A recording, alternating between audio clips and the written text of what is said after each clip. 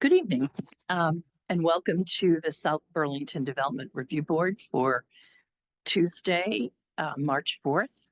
My name is Dawn Philibert, and I'm the chair of the board, and I'd like to introduce you to the other members of the board. Charlie Johnston, John Muscatelli, Jody Lesko, thank you. I always do this. Frank,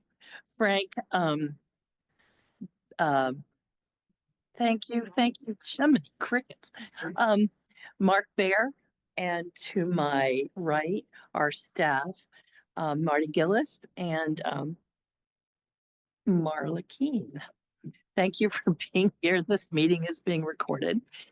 There are a couple of ways of participating in tonight's meeting. You can either attend, as some people here are doing. And if you do, it's important that you sign up in the sign-up sheet in the back of the room to document your participation. You can also attend virtually. And if you do so, please document your participation by providing us with your contact information in the chat function. And if you're attending by phone, please send your contact information to mkeene@southburlingtonvt.gov. Okay, let's jump right into emergency evacuation procedures. In the event of an emergency, there are two doors in the back of the auditorium. You would exit those doors and go either left or right, and you would be outside. Are there any additions, deletions, or changes in the order of agenda items? No. Hearing none, are there any announcements and reminders? Don't forget to vote. Don't forget to vote. I think it's too late. Did it close at 7? I thought it was 9. Oh, maybe. I don't know. Used to close at 7. Voted then. Okay. Moving on. Okay. So we are going to review the following, and I'll read the description. Continued final. Well, I think I missed. Are there any comments or questions from the public that aren't related to the agenda? Okay, hearing none. Moving on to continued final plat application SD 2501 of Beta Technologies, Inc. to subdivide an existing 901.6 acre lot developed with an airport complex. The subdivision consists of creating 3 lots of 3.01 acres, Lot A, 0.92 acres, Lot B, and 0.14 acres, Lot C, for the purpose of leasing the lots to Beta Technologies and retention of the parent lot. The project does not involve land development at 1150 Airport Drive. Who is here for the applicant, please?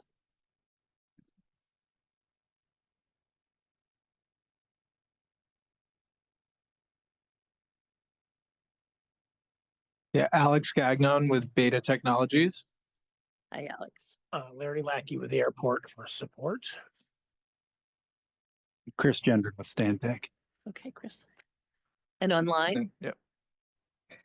Hi, it's Malachi Brennan from SRH Law. I'm representing Beta. What is your first name, please? It's Malachi, M-A-L-A-C-H-I. That's right. Yep.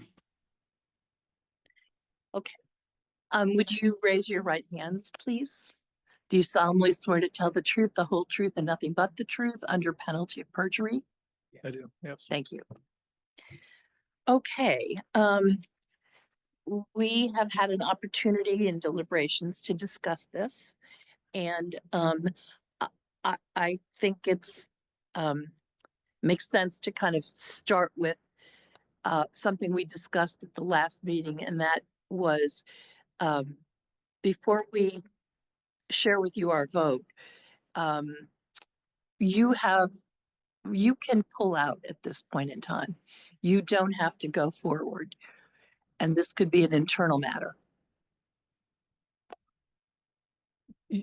Yeah, I guess we're just curious sort of what the basis for that is. Is it the feeling that this does not require a subdivision? I'm feeling over my head here. Do you want to jump in, Charlie? Yeah.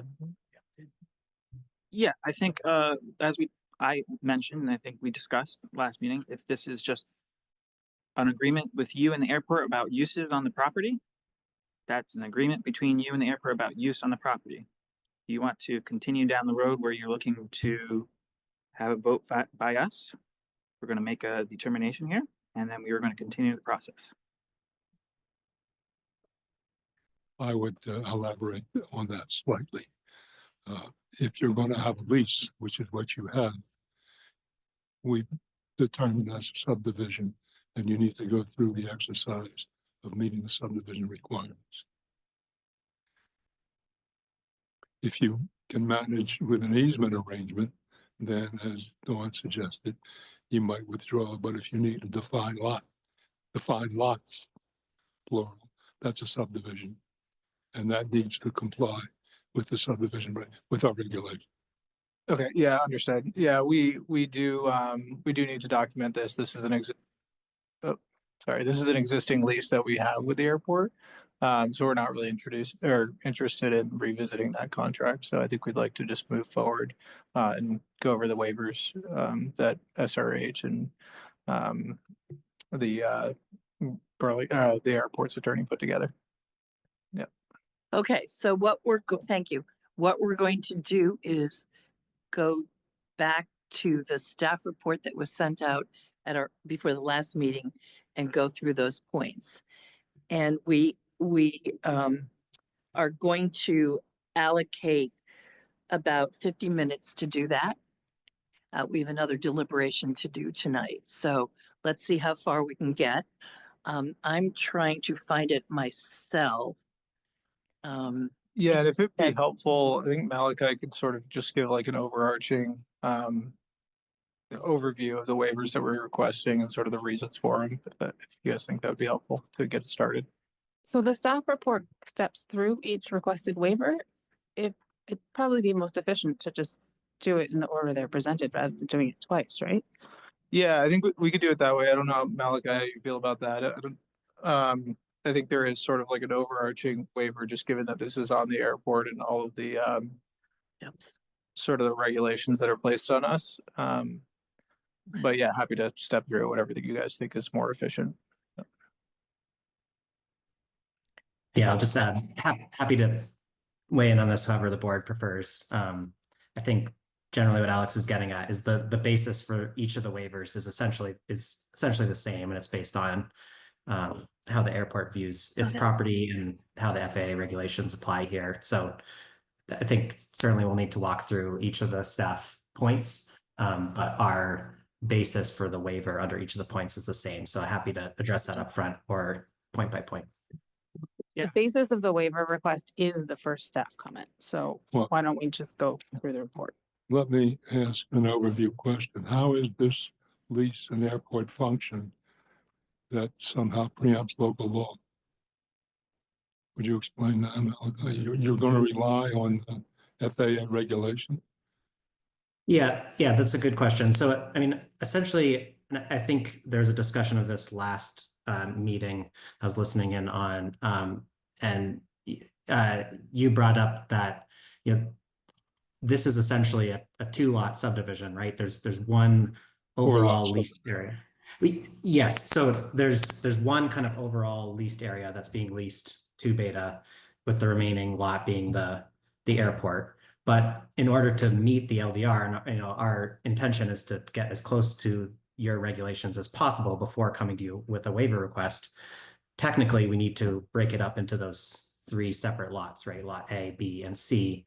And the reason it has to be broken up into those 3 lots is because of the FAA control over certain areas of the overall subdivision. So I guess, in principle, what we're trying to do is have, one lease that is the area that Beta has a degree of control over.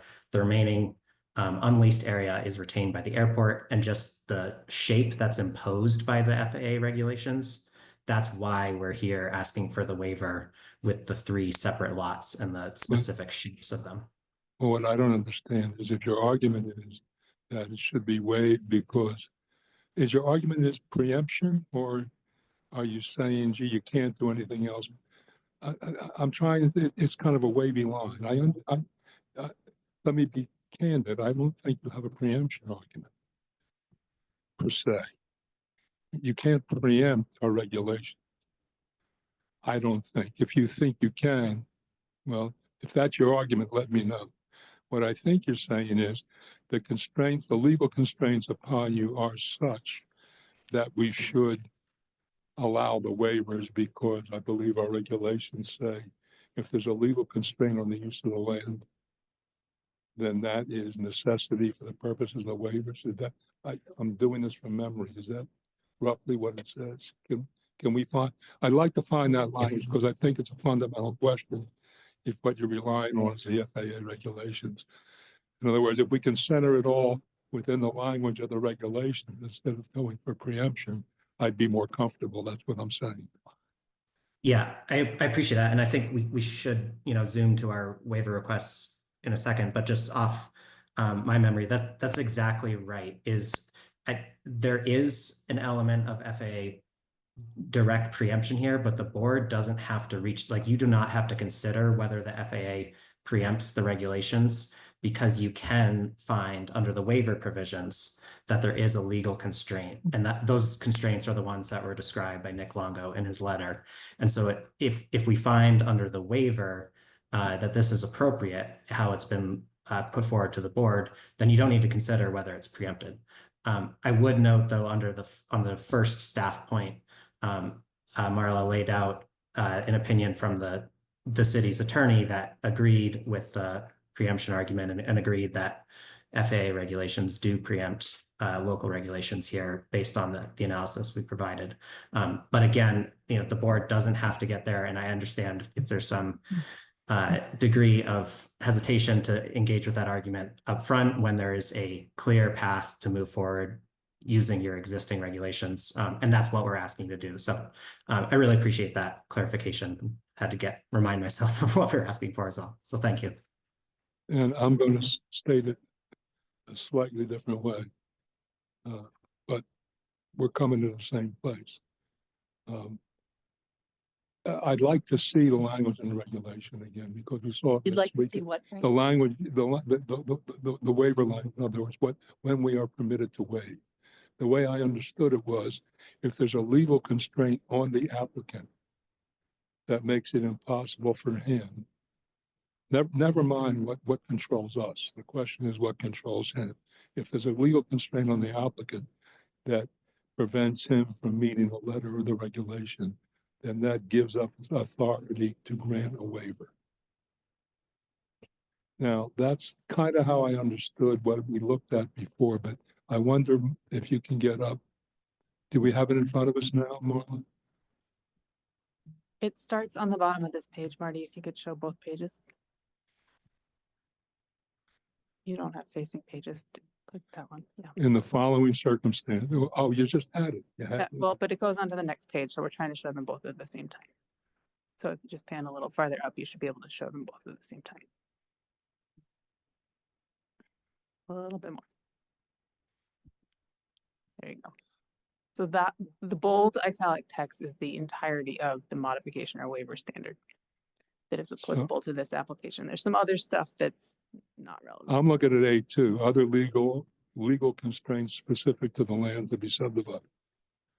So if we treat the FAA regulation as legal constraints specific to the land to be subdivided. Right. So that's the first part. I think we can all agree that there are legal constraints. They have successfully demonstrated there are legal constraints on the land. So then if you keep going, there's a second part to this, a couple pages down. Should the board consider the circumstances to permit modification or waiver, the bottom where you are now, the DRB must find, and then there's these 3 tests. The improvement is not necessary to ensure public health, safety, and general welfare. So if there's something like, you can't have 50-mile-an-hour roads in neighborhoods, I don't know, whatever. It is the minimum necessary to afford relief and represents the least deviation from the standards and requirements of these regulations. And then the modification or waiver, if granted, will not have the effect of nullifying the intent and purpose of the regulations. And then if you further, so those are the three things you're thinking, we understand there's legal constraints. So when you're considering whether to grant a waiver, is the requirement necessary for public health, safety and welfare? Is the modification the minimum necessary, and will the modification not nullify the intent and purpose of the regulations? Then it keeps going. Waivers shall only be granted if the only modification, waiver, as opposed distinguished from modification. Waiver is throwing out the whole standard. Modification is reducing the standard. Waiver shall only be granted if the only modification that meets the criteria is to not apply the standard at any level. So it should be reducing the standard to the extent necessary for the legal constraints. And then there's some things that are not allowed to vary. I don't think that they're asking for A, because they're not in urban design overlay or transit. Applicable lot coverage and building coverage maximums.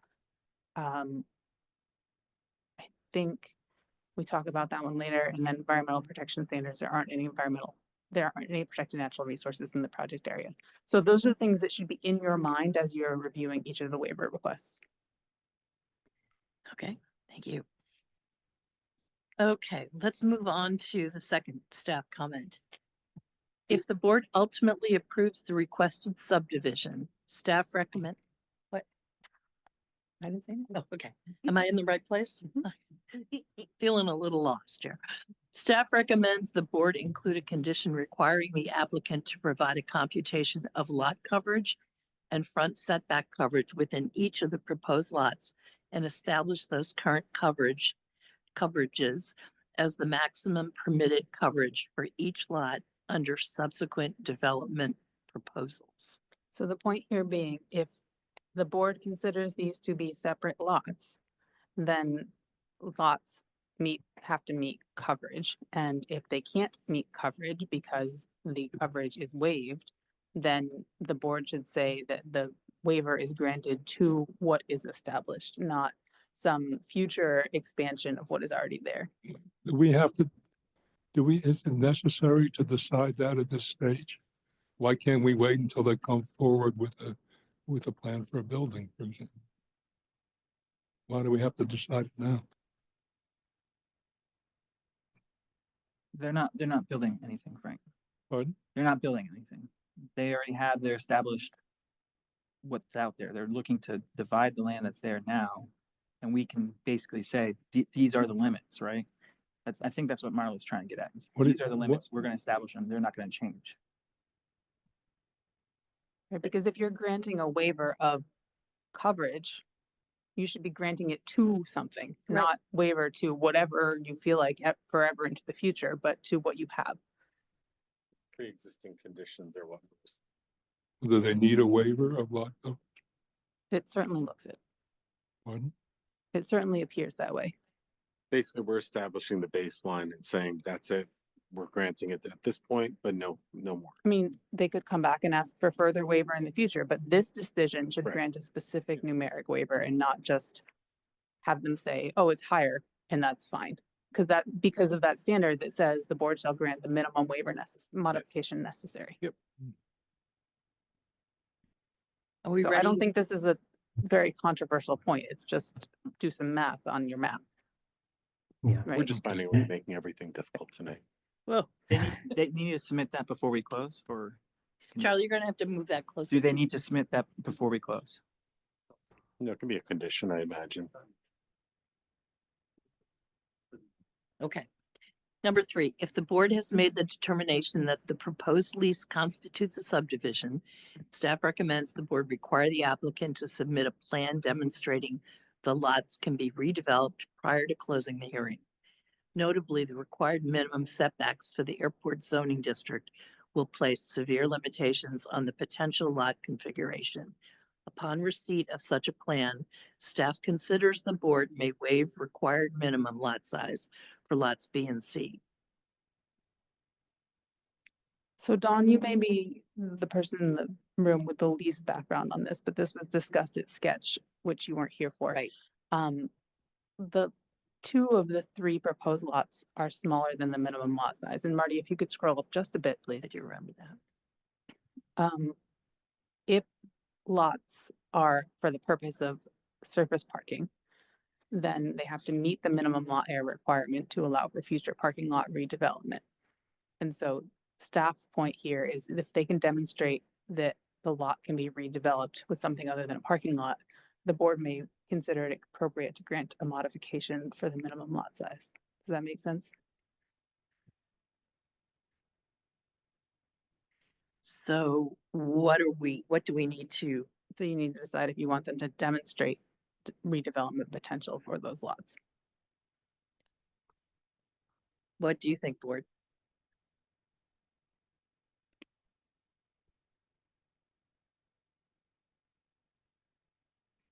Sorry, if I may, could I just make a brief comment on this? Who was Malachi? Oh, yes, go ahead. Sorry, thank you. And I recognize I wasn't here at the board meeting where this was discussed, but I guess I would just question whether this condition or this regulation would apply, because these lots are not a surface parking lot as their primary use for like commercial, for vehicles that would be like parking or, attending a commercial building. Like lot C is part of the airport hangar and it's used for aircraft maintenance and parking, which I'm not sure would fall within the definition of a parking lot.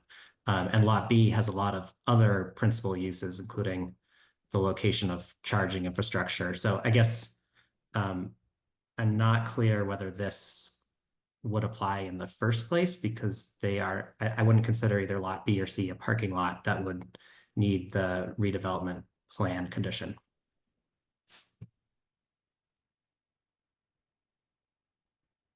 Marla?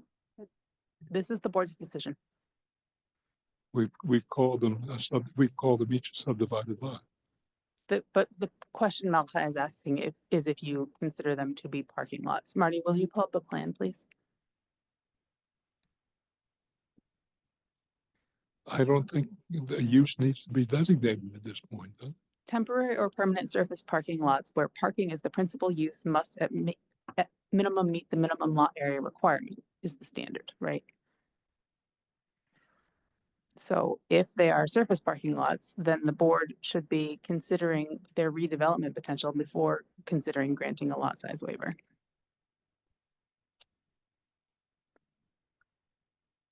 Well, I think we could debate whether the regulation, when it says parking, was talking about aircraft. I think most of our regulation, when we're talking about parking, we're pretty clearly talking about vehicle parking. So, I mean, personally, I wouldn't consider it a parking lot per se, given the description that the applicant just gave of the use of the property. Certainly, it's not ever intended to be vehicle parking. I don't know if we need a stipulation that the use won't be changed to anything. Then nothing will be proposed to be developed there. You're going to allow a subdivision that can't be developed as part of But your with these conditions? tiny little parcels, I don't know what building would possibly fit That's the question. if they were going to build a structure. So maybe some constraint saying it has to be used for some surface use. I might not understand, might have this backwards, but they can't be redeveloped. I don't think it's a difference. I mean, they can't be redeveloped. They're what they are. So, I think and sort of just going with the other waiver requests that you'll see in here, that area, like lot C specifically, is part of the airport apron. So it's designated by the FAA for aircraft movement, which is also spelled out in our lease too. And as I think we mentioned in one of the prior meetings, this is what makes this so confusing to the board is when we're looking at subdivisions, we're looking at making sure the parcel that's generated will serve future uses. Yeah, understood. Yep. And that it has appropriate setbacks and access and all those things to make sure that it can be used in the future for something. Because when you subdivide, you don't have control over what may happen in the future beyond the base zoning. So in this case, it's really, it's difficult because this is clearly that's not the intent of it. And given the size of it, I don't know what you could possibly do. And the fact that it's under the airport control, which kind of gets us back to that whole question, should it really be a subdivision as opposed to like a shared use agreement? Makes it more complicated. Well, until somebody, I don't see the point of dealing with this setback stuff until somebody wants to do something, or until somebody wants to build something on the lots. I just don't. Yeah, we have no intent, nor do we have the ability to develop anything on these lots based on the federal regulations. I would agree. It can't be changed. Would it be possible to write that into a decision that before, you know, again, we understand that the development is not going to happen on this spot, but in order to meet the, sort of the documentation of our decision and why, would it be allowable to put in our decision that any future use development would need to come before the board? It would, Already would have to, right? a commercial site plan has to be in front of the board or administrative Okay. officer. And then it'll be denied, or else a waiver will be. Yep, granted this according lot to would never be allowed to get any sort of site plan approval because it's too weird shaped. Yes, And that's what you're setting up right. by approving this subdivision. Okay, shall we move on? Sure. I'm over my head here. Number 4, the requested setback waiver is relatively minor, 28 feet requested, 35 feet required, and does not preclude meeting site plan standards between the building and the side lot line. Therefore, staff recommends the board approve the requested side setback waiver. Sounds like an easy one. Okay. Number 5, anyone disagree with that? Okay. Staff inadvertently failed to ask the board to make a determination on combining preliminary and final plat at the sketch plan meeting. Staff has assumed here that the board will accept a combined preliminary final plat hearing based on prior practice of the board. Staff recommends the board affirm their concurrence with this assumption. I affirm it. Do we agree? Okay, thank you.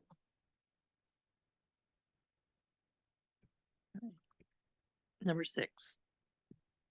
Staff recommends the board discuss whether they find this criterion met to the degree not modified by legal constraints. And it's referring to blocks and lots. What is it? Pardon? Standard building lot shapes that we normally approve. Yeah. No.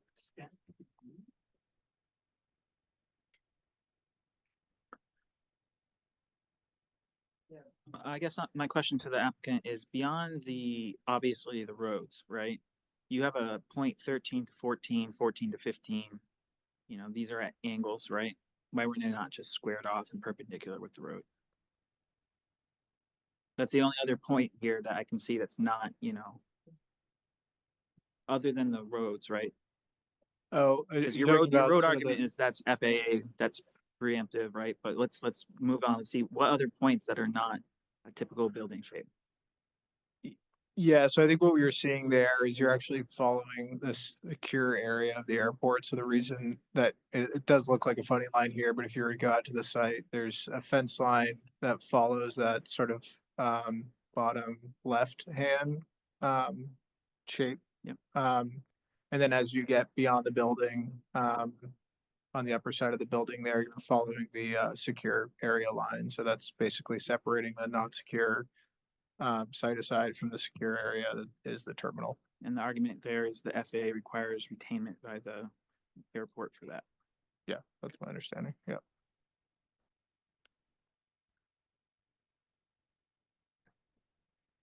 Any other questions about that? Or comments? No. Do we have what we need? Okay.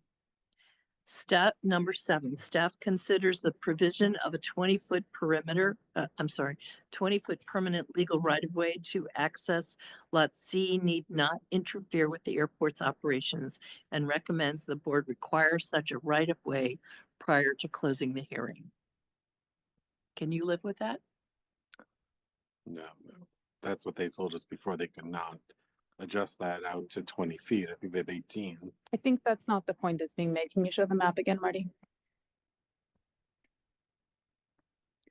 So it's very easy to look at this plan and assume that the non-hatched areas are roads. It is a way in which vehicles travel to the gate, but it's not really a road, right? It's all pavement. Right. Um, It's an aisle. it's an aisle. Mhm. This comment pertains to the requirement for lots that do not have public street frontage to have a permanent access easement of at least 20 feet.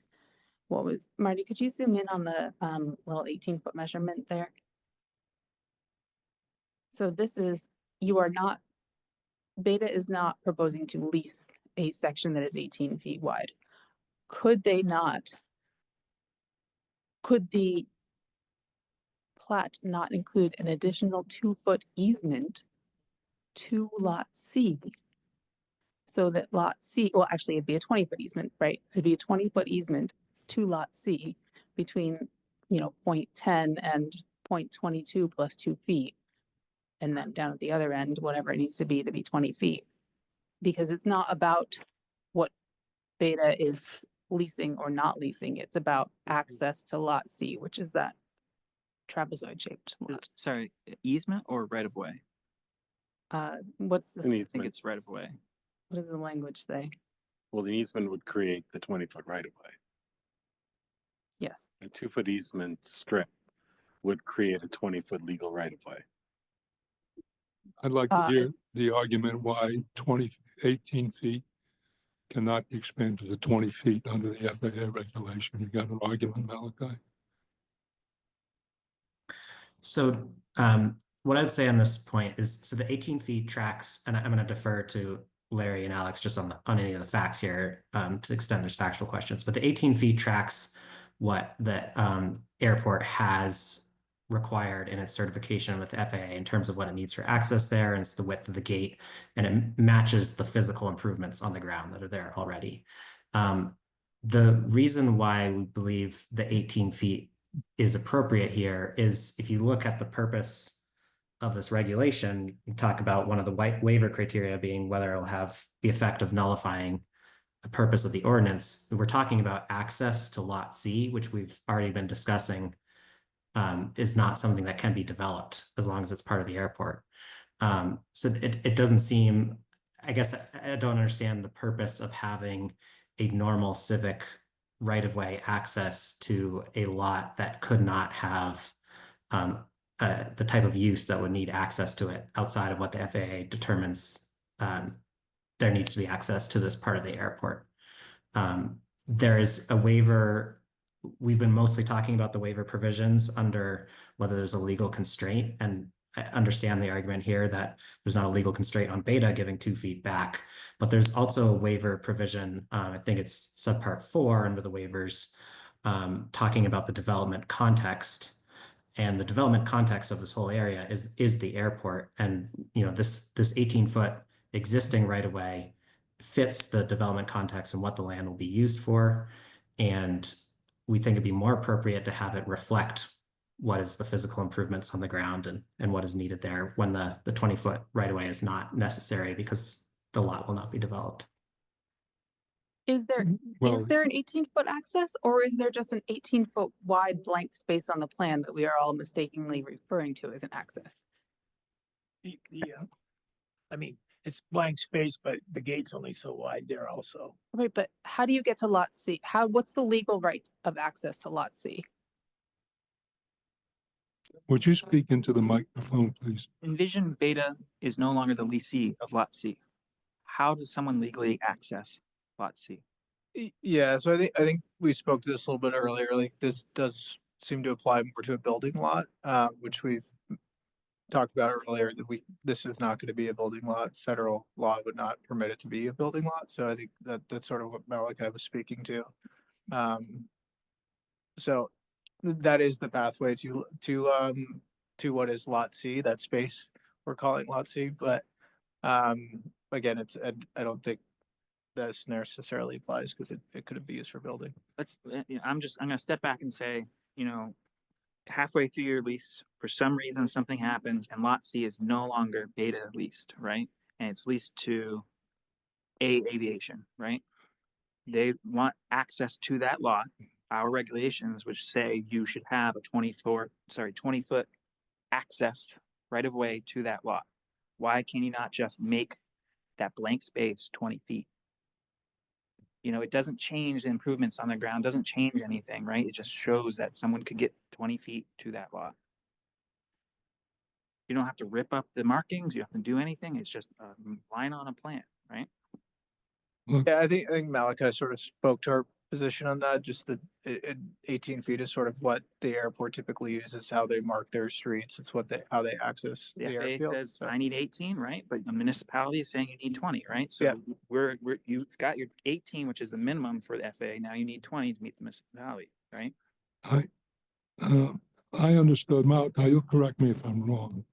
I understood you to be relying on development context, but that doesn't obviate the need for our finding of necessity for the waiver. And the only necessity would be a legal restriction on the width of that path, whatever you want to call it, to 18 feet. And I haven't heard you or anybody else say there is such a restriction. It's, what the airport has chosen to do, but there's nothing that there's nothing in the regulations that prevent an expansion to 20 feet. So therefore necessity is not met, and therefore it should be 20 feet wide. Yeah, I wouldn't disagree with that, Frank. I think one other thing the board can consider, and I know we're spending a lot of time on 2 feet here, but is just that this is a requirement of building lots. And I think it's, as we've discussed, lot C is not a building lot. It's a lot that even if halfway through the lease was given to another entity that's not Beta, it would still be under the lease, something that was controlled, and not just under the lease, but because it's within the airport security perimeter and based on the airport certification, would be controlled by the airport, and they couldn't be building on it. So, I mean, I guess one way to look at this is whether this is even a building lot and whether this criteria even applies. But I appreciate the necessity point. Yeah, Marla, do we Well, have a hang on a difference minute. If between- you appreciate the, Wait, one at a time. Sorry, Marla, do we have a difference between building lot and just lot? Is that even a difference in our LDR? Yes, and it does not apply here. And the reason it does not apply here is because the types of lots are building lots, rights of way, or civic space lots. or what? Civic space lots. So in a PUD, the park. Mhm. So this is neither a civic space lot nor a right of way lot. So therefore it must be a building lot. There's no other miscellaneous type. If we're already approving these other lots as non-buildable, irregularly shaped, no development in the future lots, I mean, how is this 18-foot?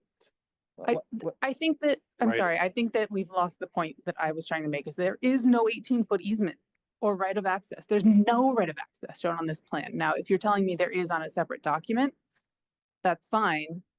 Submit that easement document, but this map shows no access to lot C. It just shows a blank space that we're all calling the access. If you look at the words on this plan, none of those words say easement, Q is a 18-foot wide right of access to lot C.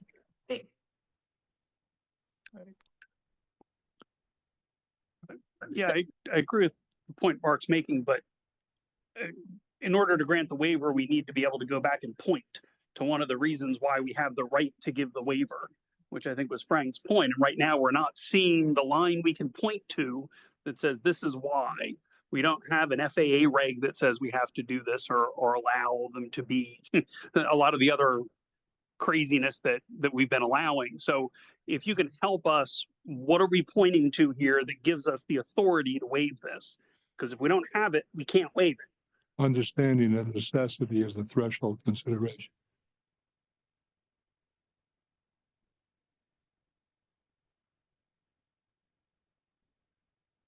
John, who are you addressing your question to? Hopefully the applicant can Okay. help us. All right, thank you.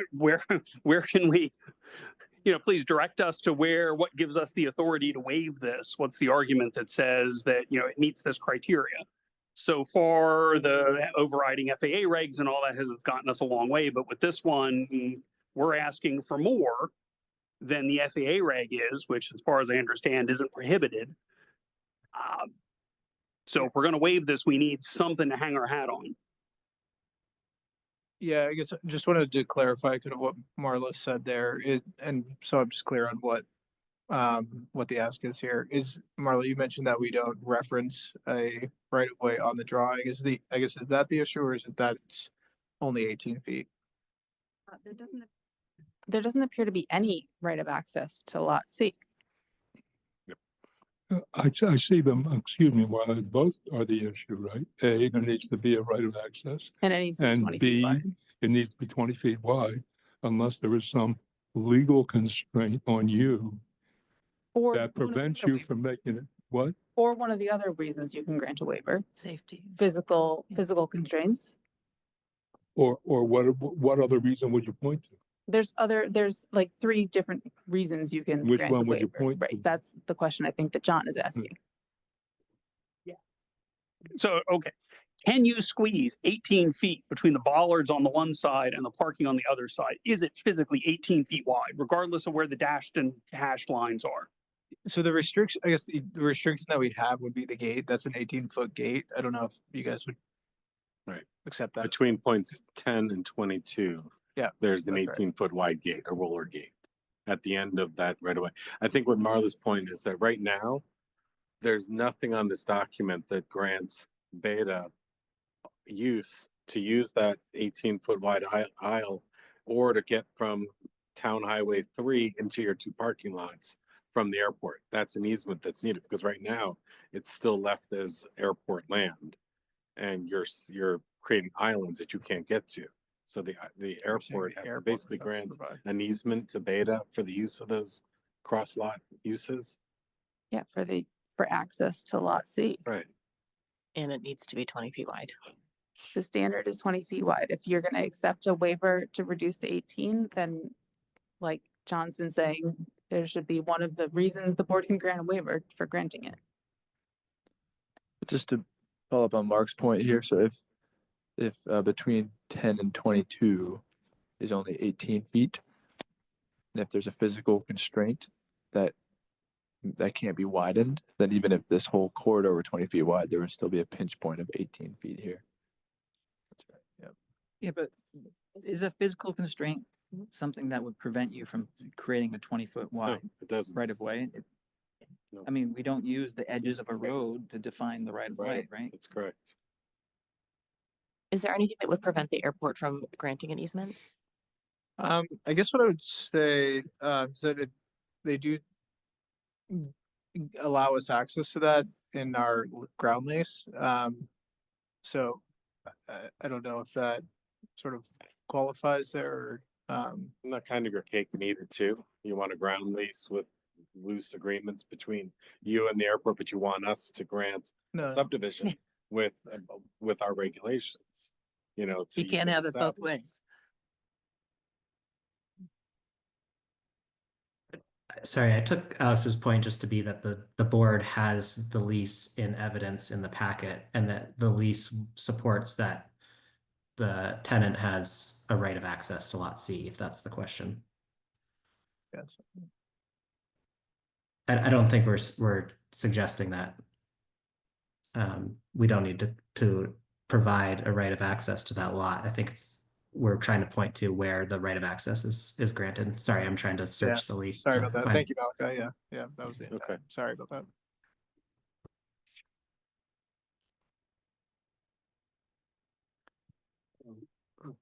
If it's in the lease, then it's no problem to indicate it on the plan, right? Easement for access, Yeah, no, except it needs to be 2 feet wider. yeah, no, we're fine with making that change. I believe, yeah. I'm sorry, I didn't understand. I believe we're fine with that. It'd be for Larry to speak to, but Yes. We You should could be do able to 20. make- Yeah, we can make that modification. Okay. But you already lease it, so we'd have. no, that's the area we don't lease. It would be for you guys to say that we have access. We can access those Okay, lots on all right. the area that we're Yes. leasing, which And add it'll to be that drawing. 20 feet wide. I guess I don't know if we covered And the that. plan will be modified accordingly. Yeah, so we have the pinch point of 18 feet. That's an airport gate that we can't change. It's not but- our, but I think the right of way is not A right of way can go through a fence. You can superimpose the right of way with a dotted line around it and show what the right of way is. You can have. And it you doesn't can contradict have- with your lease because Right. you already leased the land that you're, The pinch taking point it doesn't back. get affected by the 20-foot. Yeah, I think, yeah, I don't want to belabor this one too much because I'm not sure why this is the hill you want to die on. No, it's not at all. Yeah. So, yeah, so I'm just trying to sort of Yeah. work my way through this. So to we're make sure good I'm with understanding. 20 feet. Yes. What we Yeah. likely do is rather than modifying the lease lines, if you guys are okay with it, provide a 2-foot easement to the airport. A 20 foot easement. So we have the 18 We already feet, have we'd be 18 adding the feet. 2 Yeah, feet. two of those feet can be yours. You're right. Yeah. As long as the total is 20. Yes, feet wide. yeah. Yeah, we can do that. No, Okay. yeah. All right. And shown on the plan. Yeah. Okay. well, Yep. we'll make sure the decision reflects the point that you all are trying to make. Okay, good. Moving on to number 8. Similarly to 15A 12B 2 above, staff considers the exterior perimeter of the involved lease lots are configured as necessary to accommodate existing development, though the configuration of the interior of the lease lots are due not to a physical site constraint, but rather to a legal one. Staff considers the board may interpret 15A 0.01E as permitting this criterion to be modified, though the modifications only pertain to the interior of the lot. Staff recommends the board discuss whether they find this criterion met to the degree not modified by legal constraints. I suggest we should be able to find that. I'm sorry, I didn't understand. I suggest we should say that's fine. Okay. I agree with Frank. Anyone disagree? Okay. No. All right, number 9. Staff considers the applicant has not demonstrated this subdivision is any less permanent than any other subdivision, has made no demonstration of physical or other legal or development constraints on the placement of reference monuments, and considers the proposed lot lines to be particularly difficult to follow. Staff therefore recommends the board not modify or waive this requirement and instead require the applicant to fully comply. That's a staff recommendation, board. Would you agree with the recommendation? Yes. Okay. Well, I'm one person. I was going to ask for a moment to reread before I commented yes. You were gonna ask what, Jody? For a moment to read to Okay. make sure that I Yeah, I've been, I can would we set a Ask term? Charlie about this. Can we set a term on the subdivision? No, so it's forever, never mind. Yeah, then. Okay. Okay. If Charlie agrees, then I agree. Sorry, do you mind if I just ask a question on this? Just curious what would be required for monuments, just because this is on the airfield, if it's steel pins or, I mean, your survey should reflect what the monument is. So if it's, an iron pipe, or if it's a granite pillar, or if it's a pin, or whatever it is, your survey should say iron pin station, whatever, as you do on a survey. Just I'm something- not a surveyor, but Something durable to find at the right place, right?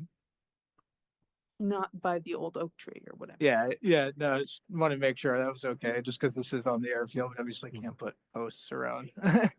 We want a 3x3 granite bollard, 10 Yeah. inches high Exactly at right. every angle in the middle of the airfield. Yeah, no. I would like to be able to go with my hiking shoe, kind of like at the top of, like at the summit, right? And a little medallion that says this is the summit. That's Whatever the least intrusive but meets the regulations. Yeah. Work with your Understood. civil engineer and Okay. Yeah. sounds Okay, that brings us to the end, thank God. 2 minutes early. All right, let's see if there's any public comment on this. I see none here. Do we have any online? No. So, before we consider closing this, does anyone have any questions or comments? I would ask, does staff feel that they've gotten enough information from the board and the applicant to craft the decision if we close it at this time? The applicant still needs to provide the lot coverage, right? Right, They there's need gonna that be some calculation. conditions they have to Gonna meet. be so we can still condition. Close it. There was one about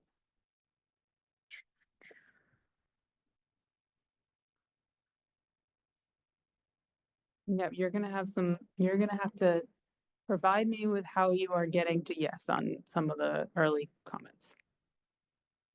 Frank will. Nope, the board will. Okay. All right, I would entertain a motion to close this hearing. So moved. Any discussion? All in favor, say aye. I. Oppose? Thank God. Thank you. The Yeah, hearing is thank you. closed. Appreciate it. Thank you Yeah. for your Thank patience. you all. Really appreciate it.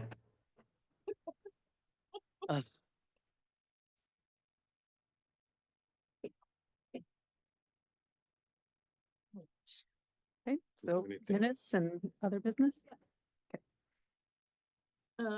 Minutes of February. Your mic is off. Sorry. Next is the minutes, or are the minutes of February 19th, 2025. So those were not available at the time of packet publication. Okay. So is there any other business? Yes. Okay. So the state has promulgated new, statewide ethics standards that supersede the city's ethics standards. There is a statewide training that all municipal employees and board members and appointees must take. I will send that out. It's about a 45-minute video. And you will have to answer like 5 questions at the end and send your certificate into the city attorney, who is our city ethics officer. We get continuing education credits for it under health, safety, and welfare for. Sure, if AIA says you can, go for it. They are subtly different than what you have been operating under. One of the important differences is the perception of a conflict. A conflict is defined the same way. A conflict is a personal or financial interest. Yeah. The city's ethics standards previously said that a perceived conflict only requires disclosure. The state standards say a perceived conflict requires recusal. I would like you to think about whether that means the board ought to have alternates, because everybody knows everybody. The problem with alternates is, they kind of get rusty. Yeah. And so the board has tried having alternates, they get really rusty, and then, they're not really paying attention and they come, and so do the training. Understand what the limitations are. We'll talk about it, in a few meetings from now. Does the training give more definition or guidance on conflict of interest? And perceived conflict. I think so. Because I mean, the thing is, in a we're not a small town, but the applicant, Right, well, imagine if you're in, West Pomfret, it'd Right. be even worse. right? So that's what I mean by that's not. Is that a perceived conflict of interest, even if you have So no financial? no, there is, so it does Right. define what a conflict is. Okay, that's what I meant. Is there? And a perceived conflict. A perceived conflict is the same, except perceived, not actual. So for instance, it gives examples of what Okay. those things might look like. Okay. Yeah, So like my wife works for UVM. right. And so you might say, I have no problems being impartial on this, but under the new regulations, if there was the perception of conflict, you would be recused anyway. But whose perception? Right. How do we know? Does somebody have to say something? Do the training. Okay. I've only done the training. There's not like more information that I'm hiding from you. So Let see if I can get to perceive this way, so. your mic isn't on. You're gonna. have to Your put mic wasn't on. Pardon? Your mic wasn't on. Now it's off. You want it Can't on? hear you. On. We're still in. Okay. So, the fact that, the president wants to give to Vladimir Putin Ukraine, for example, is independent, that's fact. And then the other fact is we don't have any direct evidence that he's getting paid off to do that, right? But would that be a perceived conflict? So Could he rule on Vladimir? this is not for me to decide, right? If there are perceived conflicts of interest that are unclear to you, we have a city ethics officer that you are instructed to talk to. And so you will do the training, and then we'll talk about it. We're getting way ahead of ourselves. Okay. My point is, it's subtly different from what you're used to. And so we should talk about it as a group afterwards. Okay. Question here about alternates, with them getting rusty. I'm not sure how we've done alternates here in the past. The way we did them where I came from, the alternate sat at the table and participated fully in all the Right. hearings. Could ask questions, Right. whatever, just when it came down to a vote, if. all- Right. And that may be the direction But South all, Burlington has to kept head. engaged That because might be the way South Burlington has to go if this becomes a real problem. What a horrible thing to have to ask. also, we don't have the ability, I mean, the alternates, what does the city charter provide for us? Does it set the number of the? Members, yeah, I think alternates are permitted, I think, They because are, because you've done it in the past. We've had alternates in the past. I think then, wouldn't they have to, And they've gotten called in, like, and they'd have to like start flipping through the staff notes and stuff like that. It's a wrestling. wouldn't they have to be appointed by the city council? Yes. No, okay. the other thing that would make a lot more sense to have them there. Yep. Participate. Well, Can't vote. This is also, city council has a bigger picture of, there is a finite number of sort of usual suspects that participate in city government. And though we are blessed with having more than most towns, we don't want to be constantly scrambling and having vacant spots that we can't fill. I would suggest though that if you're looking for alternates and your choice is, well, you sit on the sidelines, and we only call on you once in a blue moon, versus, hey, you participate fully, and when somebody steps off, you get moved up. It would be a little more Yeah. attractive, the Yeah. latter than the Yeah. former. Right. No, it's a good point. Especially since honestly, 95% of our more than 95 are unanimous. So it's not like they feel like their vote's not being heard. Your vote's almost heard in your opinion during the application And it's process. not entirely for one of us not to be. Right. So. Yeah. To get called up back. Yeah, we should look at that because my memory of when we've had alternates in the past is there was limited circumstances in which they could be used. It wasn't for absences. It was only for conflicts and recusals. Oh, really? And that, I don't know if that was a practice or a charter Okay. thing. I think they should be able to be used if there's an absence. Yeah, and I don't know if Especially that if was a they're- policy or It's kind of an administrative requirement. Yeah, nightmare for you. especially if they're participating in every meeting. They're there. What I'm hearing is do the training and then we can keep talking about it. Yeah, Okay. I'll probably have to talk to the clients. Right. Okay. Hear from them fairly frequently. I don't feel there's a conflict, but. Well, it's like O'Brien Brothers and me, but we'll do the training first. Yeah. Okay, has the recording stopped? No, we are still in meeting and you need to officially end the meeting when it is time to Are end you the gonna meeting. send us a link for the I training? will send everyone an emailed link, yeah. Okay. I would entertain a motion. You don't need to move, just announce that you're ending. Okay.